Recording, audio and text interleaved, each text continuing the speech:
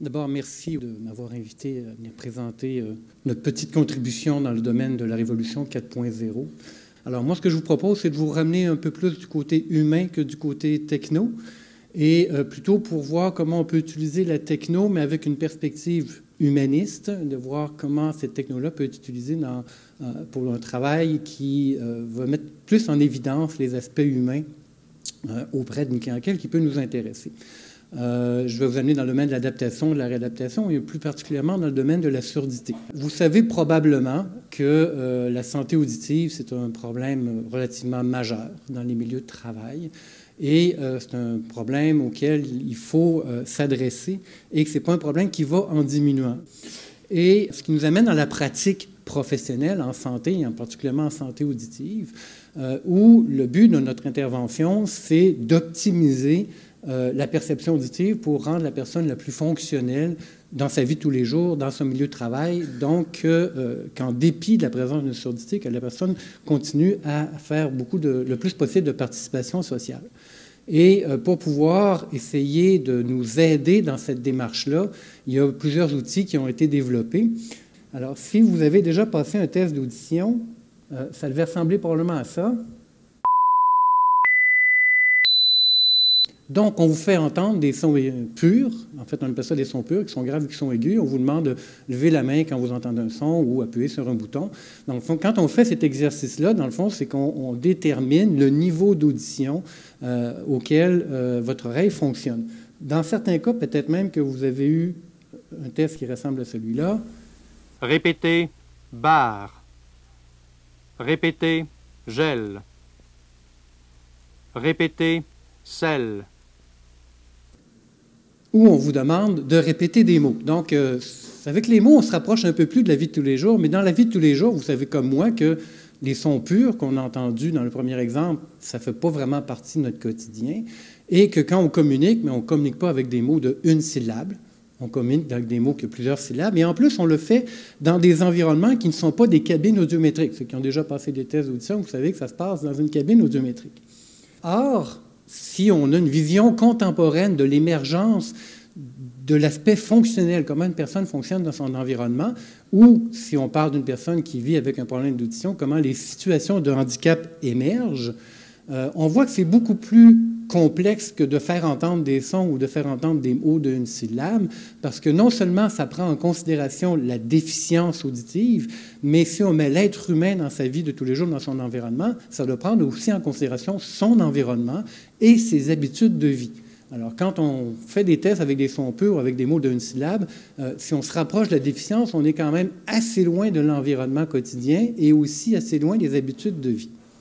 Donc, si on veut travailler dans une perspective humaine, plus globale, il faut qu'on ait des outils qui nous permettent de mieux documenter quels sont le niveau de fonctionnalité des personnes qui vivent avec une surdité dans des situations, à quel point ces gens-là vivent des situations de handicap. Et pour faire ça, ça nous prend donc des tests qui vont prendre en considération leur vie quotidienne, d'où émergent ces situations de handicap. Si vous avez passé des tests récemment, on a vu arriver en clinique des nouvelles façons d'évaluer où on va utiliser des phrases plutôt que des mots, ce qui déjà nous rapproche un peu de notre communication habituelle. Et on va parfois le faire avec la présence d'un bruit compétitif qui peut représenter l'environnement. Ici, dans la salle, si vous portez un peu attention, on entend des ventilateurs. Donc, il y a déjà un certain bruit compétitif ici, puis vous pouvez comprendre qu'il y a des situations, si je vais dans la rue en arrière, où le bruit compétitif est pas mal plus important. Donc, on a vu émerger en clinique des tests qui ressemblent un peu à celui-là. Nous attendons avec impatience la chaleur de l'été. Les générations futures sont de nos jours, il est essentiel de disposer d'une bonne école. Les enfants sont fatigués. Le saphir est une pierre précieuse bleue. Qu'y a-t-il derrière ce combattant? OK, ce qui est déjà mieux, ce qui nous rapproche un peu plus de ce qu'on vit dans la vie de tous les jours, donc des phrases avec un bruit compétitif, mais vous avez tous réalisé que c'est un exercice qui est passablement compliqué et qui, même s'il se rapproche de la vie quotidienne, n'est pas nécessairement proche de la vie quotidienne. Si, en parallèle, je vous fais entendre cet extrait sonore...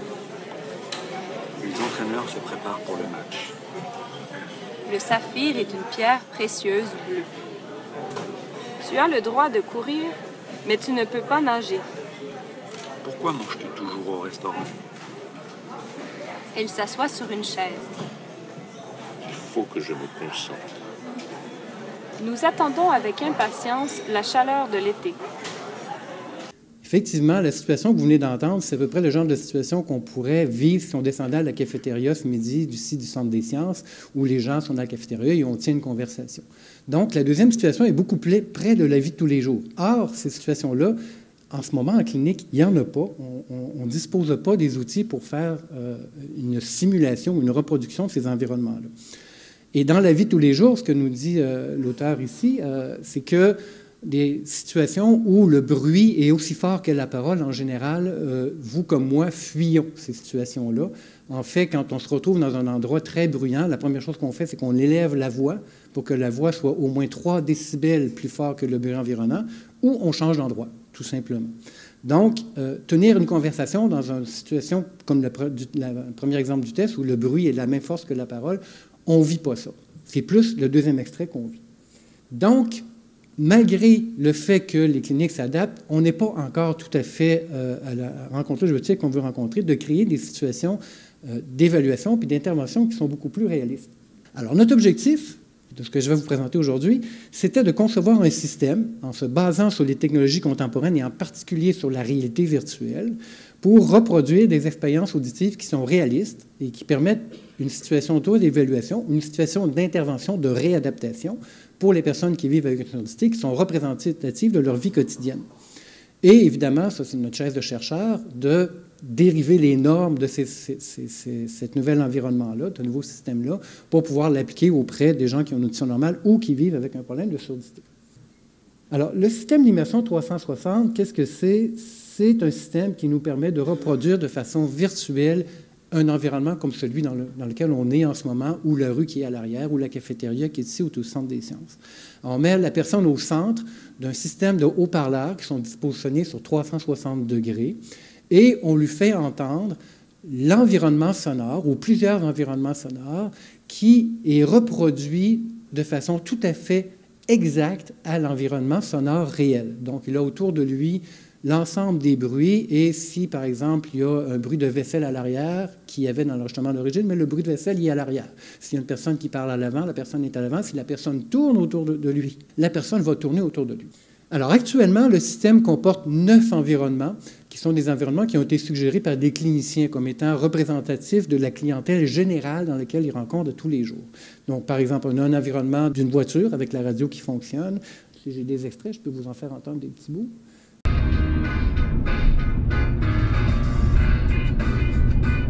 Un restaurant.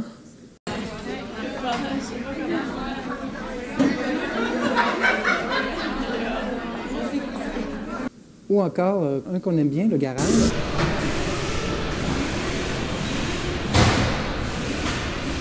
Qui se rapproche beaucoup plus des situations de milieu de travail, et la garderie.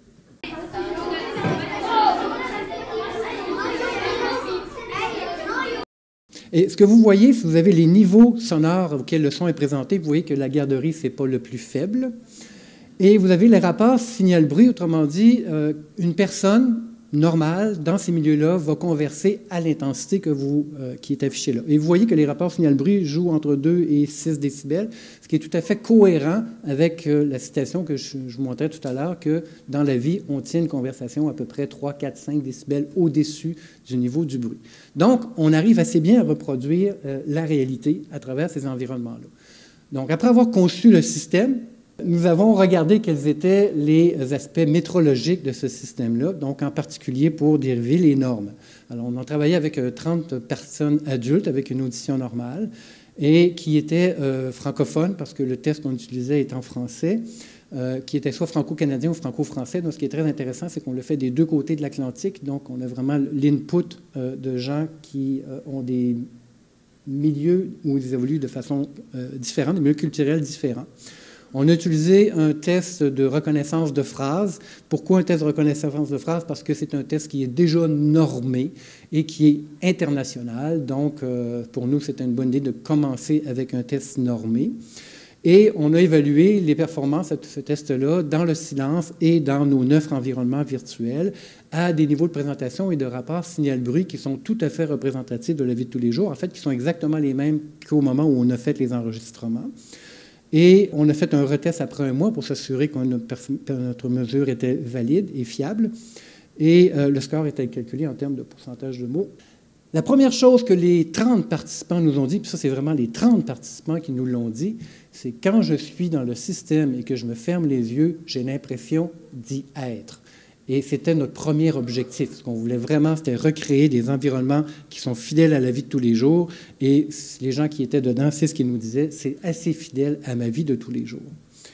On a regardé plusieurs paramètres, la moyenne, les écarts types, les intervalles de confiance, le test-retest, l'erreur standard, pour pouvoir déterminer que chez une population qui a une audition normale, qu'on est en plein dans les paramètres qu'on s'attendait, donc des performances de reconnaissance de la parole qui sont dans les 95 à 99 %. Rappelez-vous, quand on tient une conversation, on s'arrange pour que notre parole soit plus forte que le bruit. Donc, on devrait s'attendre à ce que la performance soit bonne. Et c'est ce qu'on observe chez les gens qui ont une audition normale. Nos écarts types sont très étroits, donc la donnée est relativement stable. L'erreur standard est très petite. Le test-retest, les gens sont très, très fiables en test-retest.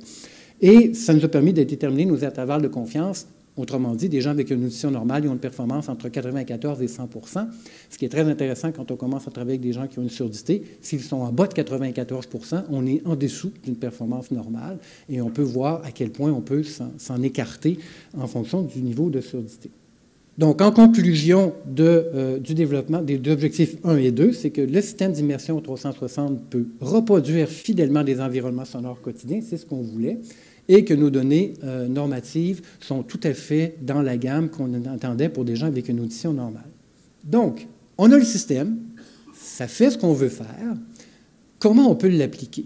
Alors, je vous ai listé ici la démarche clinique standard d'intervention auprès des gens qui viennent nous rencontrer en clinique parce qu'ils vivent avec un problème d'audition ou une surdité.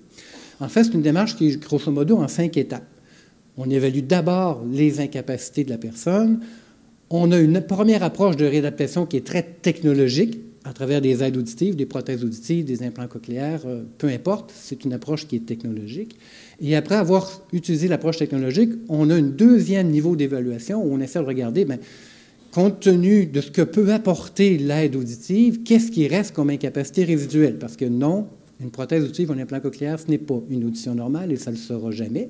Donc, les gens vont rester avec des incapacités. Alors, quelles sont ces incapacités? Et sachant quelles sont ces incapacités-là, quelle intervention, mais cette fois-ci thérapeutique, on peut proposer à la personne pour pouvoir utiliser au maximum ces incapacités-là, ce qui nous ramène à premier objectif, première diapo, que l'objectif, c'est que la personne soit fonctionnelle dans la vie de tous les jours. C'est suivi d'une dernière évaluation pour regarder est-ce que ça marche, est-ce que la personne fait des progrès, est-ce que nos interventions, qu'elles soient technologiques ou thérapeutiques, sont efficaces. Alors, notre système d'immersion 360, en fait, il peut nous aider à travers toutes ces étapes-là. En termes d'évaluation, si je vais regarder le règlement sur le barème des dommages corporels de la santé et sécurité au travail, j'ai mis juste un petit extrait, mais il est suffisant pour exprimer mon propos. Le critère, l'indicateur pour reconnaître qu'une personne a une surdité, parce que si on dit qu'on l'indemnise, c'est parce qu'on reconnaît qu'elle a une surdité. Donc, le critère, c'est qu'il faut qu'elle ait une surdité d'au moins 30 décibels en moyenne sur 500, 1000, 2000, 4000 à la meilleure oreille. Donc, on a un critère en termes de décibels, les sons purs de tantôt. Okay? C'est à partir des sons purs, je vous ai fait entendre tout à l'heure, c'est comme ça qu'on détermine qu'une personne a une surdité qui est indemnisable.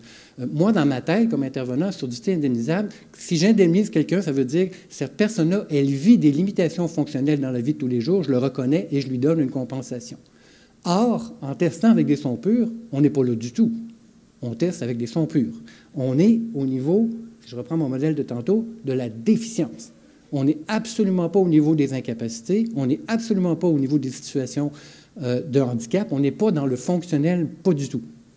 Or, si on évaluait ces gens-là dans les environnements sonores, puis en plus, dans les environnements sonores dans lesquels ils travaillent, on aurait une bien meilleure idée de leurs limitations fonctionnelles et de leur difficulté de pouvoir évaluer ou de leur non-difficulté de pouvoir évoluer dans ce milieu-là malgré la surdité. Parce que l'inverse est vrai aussi. Ce n'est pas parce qu'on a une surdité qu'on ne peut pas nécessairement bien évoluer. C'est possible, mais on ne le sait pas. On peut juste le supposer en regardant une surdité de 30 décibels au son pur. Donc, on se rapproche beaucoup, beaucoup, beaucoup de la réalité de la personne. Au niveau de l'ajustement des aides auditives, l'ajustement, l'installation des prothèses auditives, ce n'est pas un truc qui est banal. Les prothèses auditives, aujourd'hui, c'est comme la révolution 4.0. Ça dispose de plein de technologies, puis l'intelligence artificielle s'en vient aussi là-dedans. Ça va amener aussi une forme de révolution de ce côté-là. Mais il reste que quand on fait la mise en place, quand on fait l'ajustement des prothèses auditives, on fait ça où? Dans une cabine audiométrique, dans un endroit où le son est contrôlé, où c'est silencieux. On n'est pas dans la vie de tous les jours des gens. Et qu'est-ce qui arrive de façon classique quand vous mettez une prothèse auditive chez une personne et vous la laissez partir? Elle revient 2 semaines plus tard en disant « dans le bruit, ça ne vaut rien. Je ne suis pas capable de la porter parce qu'on l'ajuste, la prothèse auditive, dans un endroit qui ne représente pas du tout leur vie de tous les jours. Alors que si on faisait l'ajustement des prothèses auditives et d'utiliser toute la technologie qu'il y a là-dedans, en considérant le milieu dans lequel les gens travaillent, on serait beaucoup plus proche d'une solution technologique qui se rapproche de leur réalité de tous les jours. L'autre niveau d'intervention, c'est l'entraînement auditif. De façon classique, le travail d'entraînement auditif se fait, comme l'image de droite, dans un local de thérapie, 1 à 1, où on va, par exemple, demander à la personne d'être capable de... Quelle heure est-il? Répéter des phrases, répéter des mots, répéter toutes sortes de choses. Mais on est dans un environnement 1 à 1. Si je prenais cette personne-là et que je la mettais dans son milieu de tous les jours, ça risquerait plus de ressembler à... Quelle heure est-il? Donc, le travail thérapeutique, d'après vous, à quel endroit qui est le plus efficace? Probablement quand on met la personne dans sa vie de tous les jours et qu'on compose avec son vrai environnement.